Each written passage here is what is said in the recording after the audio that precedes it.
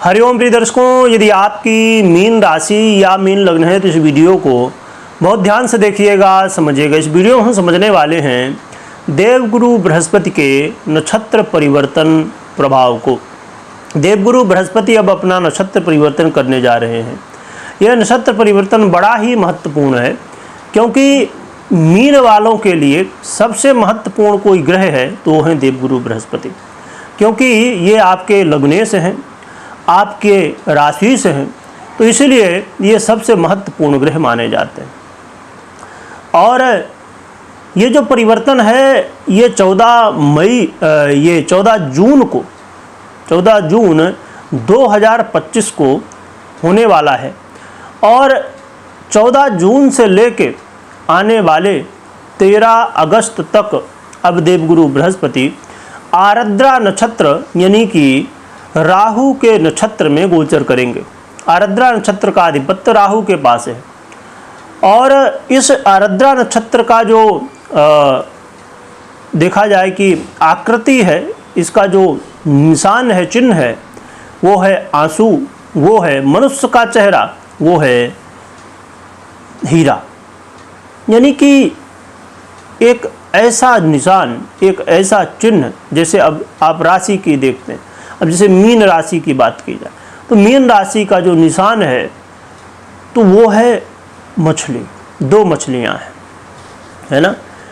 तो इसका बहुत बड़ा इसमें रहस्य होता है। अब देखें, इस नक्षत्र का जो प्रभाव है आंसू है, यानी कि दुख, संघर्ष। पत्थर, हीरा क्या आसानी से प्राप्त किया जा सकता है? नहीं, इसे खदान में खोजना होता है, इसके बाद इसे तराशना होता है, तब जाके वो हीरा बनता है ना। कोई भी पत्थर हीरा ऐसे नहीं बन जाता।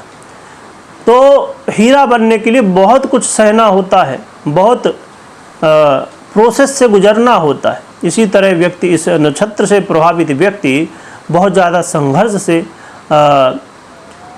संघर्ष को देखने के बाद अपने जीवन में फिर सफलता को प्राप्त करता है। यदि आप इस नक्षत्र में पैदा हुए हैं तो आप देख रहे होंगे कि आपके जीवन में संघर्ष की स्थितियां बनी रही होंगी। हाँ, क्योंकि यदि पूरी तरह देखा जाए तो मात्र नक्षत्र के अनुसार ही सब कुछ नहीं हो सकता। आपकी कुंडली में क्या कैसी ग्रह स्थितियाँ, उनका भी प्रभाव होता है। कहीं ना कहीं जीवन में इस नक्षत्र का प्रभाव देखने को मिल ही जाता है। प्रिय दर्शकों, इस नक्षत्र की बात की जाए तो यह नक्षत्र ऐसा नक्षत्र है जो कि पहले तो सब नष्ट करता है, यानी संहार, क्योंकि इसके देवता जो हैं वो रुद्र हैं, कपाली, यानी कि रुद्र यानी कि संहार। और ये नक्षत्र पहले तो संहार करता है, फिर सृजन करता है अपने हिसाब से, क्योंकि इस नक्षत्र से प्रभावित लोग मनमानी ढंग से चलते हैं। यानी कि आप देखेंगे इस नक्षत्र से यदि प्रभावित हैं आप, तो आप अपने मन की करेंगे, दूसरों की नहीं।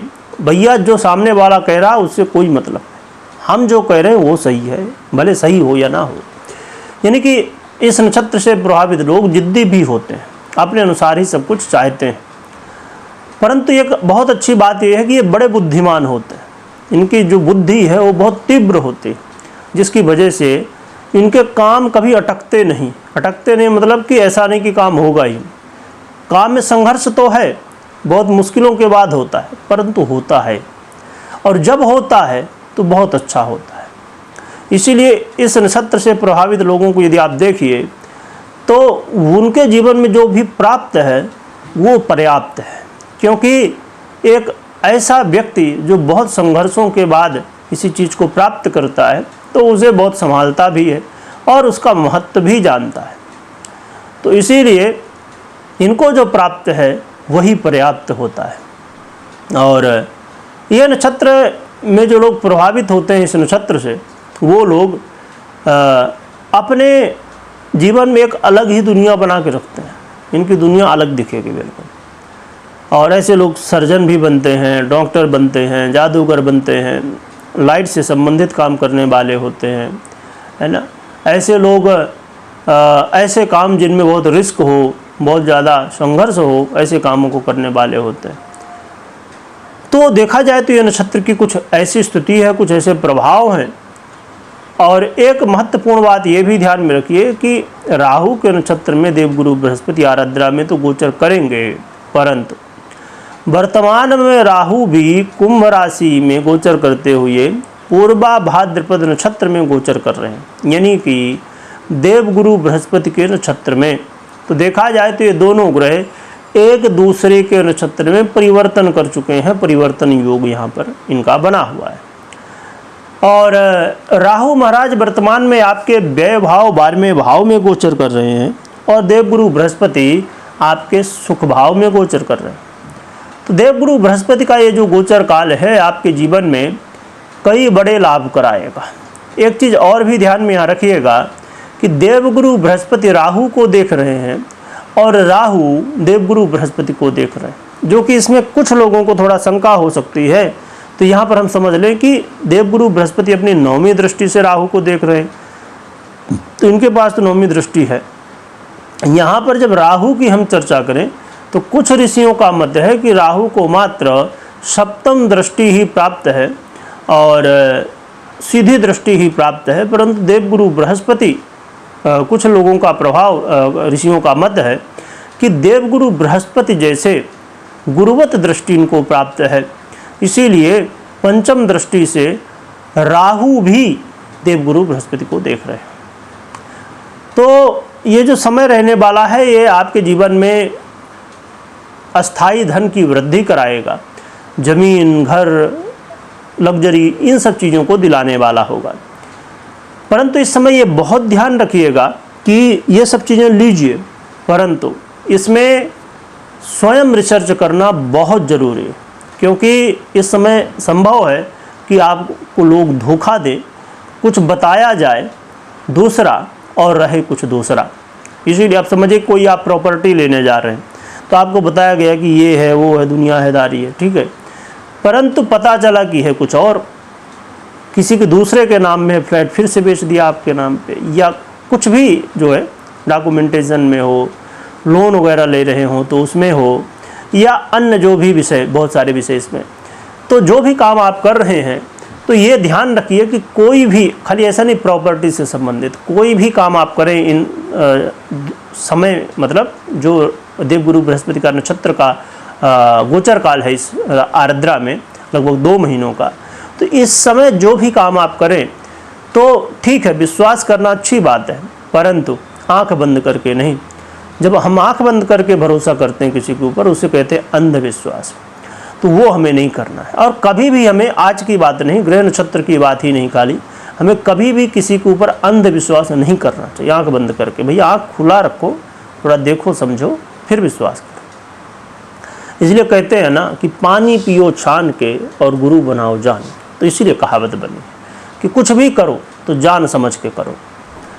और इस नक्षत्र का जो प्रभाव रहेगा वो आपके जीवन में कई बार ऐसे मित्र भी मिलेंगे जो आपका सहयोग भी करेंगे, और आप अपने जीवन में अपने कार्यक्षेत्र में बड़ी अच्छी स्थिति को देखेंगे। आपके अपने कार्यक्षेत्र में बड़े लाभ भी देखने को मिलने वाले। और यहाँ पर जो लोग विदेश से स्वदेश की यात्रा करना चाहते हैं, इंपोर्ट का काम करते हैं, उनको भी इसका लाभ मिलेगा।